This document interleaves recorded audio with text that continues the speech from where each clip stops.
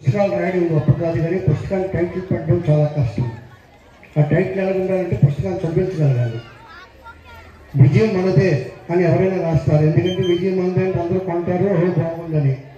ఓడిపోతే ఎంత బాగుంటుందని రాయడం ఏంటి అంటే నిజాన్ని నిజంగా చెప్పే ధైర్యం ఉన్న రచయిత అది రాయగలడు, లేకపోతే ఎవరు రాయలేరు టైటిల్. మరి ఆయన రచయితగా నాకు ఇదే టైం ఫస్ట్ అని తెలిసింది. కానీ ఒక 10 సంవత్సరాల క్రితం ఆయన నేనే గెస్ట్గా ఇన్వైట్ చేసి వాకర్ ఇంటర్నేషనల్ కాన్ఫరెన్స్లో, నేను ఇంటర్నేషనల్ వాకర్స్లో స్టేట్లో ఒక యాక్టివ్ మెంబర్ని ఉన్నాను. ఆయన పిలిస్తే ఆ రోజు ఆయన స్పీచ్ విన్నాను. స్పీచ్ విని ఆశ్చర్యపోయాను, ఓహో స్పీకర్స్ కూడా ఎంత బాగా చెప్తారా, స్పీచెస్ ఎంత పవర్ఫుల్గా ఉంటాయని. మళ్ళీ అనిపించింది స్వామి వివేకానంద శిష్యుడు మాట్లాడకపోతే ఇంకెవరు మాట్లాడతారు నేను. ఎందుకంటే శ్రీకాకుళం ఆయన మాటలకే 100 సంవత్సరాలు ఫంక్షన్ చేశాడు. ఆయన మాటలు ఎంతో గొప్పగా చాలా చాలా మోటివేట్గా ఉంటాయి. తర్వాత చాలా కథలు చెప్తారు ఆయన. ఇందాక స్టార్టింగ్లో కూడా చెప్పారు రామాయణ వార్తలు, ఇతిహాసాలు. నేను ఎక్కడికి వెళ్ళినా నేను కూడా చాలా చాలా సభలో, చాలా మీటింగ్లో, చాలా ఇప్పుడు వచ్చి 2000 మీటింగ్లో నేను స్పీకర్గా మాట్లాడాను. నేను రచయితగా 7 పుస్తకాలు రాశాను. అయితే ఇందాక అన్నారు ఓడిపోతే ఎంత బాగుంటుంది అన్నారు. నా జీవితంలో కూడా 10th క్లాస్ 3 సార్లు పోయింది.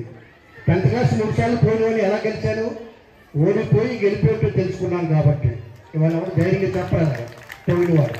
ఎందుకు చెప్తున్నారంటే ఆయన ఎన్నో విషయాలు మాకు ఆ రోజు చెప్పారు. అప్పటి నుంచి ఆయనకు ఫ్యాన్ అయ్యాను.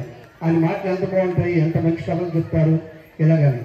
నేను చాలామంది పిల్లలకు ఒకటే చెప్పి ముగిస్తాను. మా పిల్లల తల్లిదండ్రులు చెప్పాలి, టీచర్ చెప్పాలి, రామాయణ వార్తలు మత గ్రంథాలు కాదు, మానవ విలువల గ్రంథాలని తెలుసుకొని చెప్పండి వాళ్ళకి.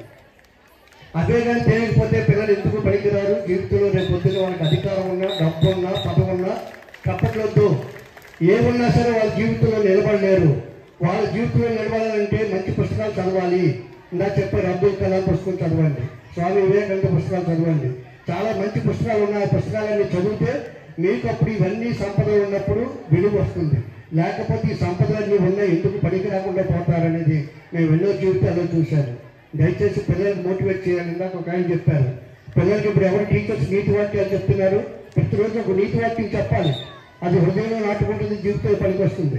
రాగానే సిలబస్ సిలబస్ సిలబస్, ఈ సిలబస్తోనే భార్యాభర్తలతో ఎందుకు వస్తున్నాయి. ఎవరు ఎక్కడికి వెళ్ళినా సరే పుస్తకాన్ని బహుమతికి ఇవ్వండి తప్ప మీరు బుక్కేలు ఇవ్వకండి, స్వీట్లు ఇవ్వకండి, ఏది ఇవ్వకండి. పుస్తకాలు బహుమతికి ఇస్తే కొన్నాళ్ళకైనా పుస్తకాలు చదివితే సమాజంలో మార్పు వస్తుంది, సమాజంలో మంచి వస్తుంది.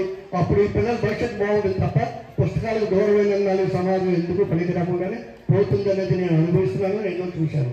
అంచేత పుస్తకాలు బహుమతికి ఇవ్వండి, పుస్తకాన్ని ప్రేమించండి. ఒక పుస్తకం జీవితాన్ని మారుస్తుంది.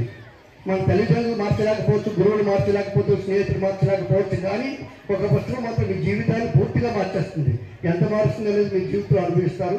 చాలా చాలా పుస్తకాలు చదవాలని, మీరు అందరూ ఇంకా ముందుకు వెళ్ళాలని ఈ పిల్లలందరికీ నా ఆశీస్సులు అందిస్తూ, మరి ఇవాళ ఆయన పిలిచారు గెస్ట్గా. చాలా కొద్దిగా బిజీగానే ఉన్నాను, కానీ ఆయన పుస్తకం కదా చూడాలని వచ్చాను. ఆయన పుస్తకాలు కూడా నేను ఒక 20 పుస్తకాలు పర్చేజ్ చేసి రేపు విజయనగరంలో కొంతమంది స్కూల్స్కి పిల్లలకి ఇవ్వాలని అనుకుంటున్నాను. Thank you and all.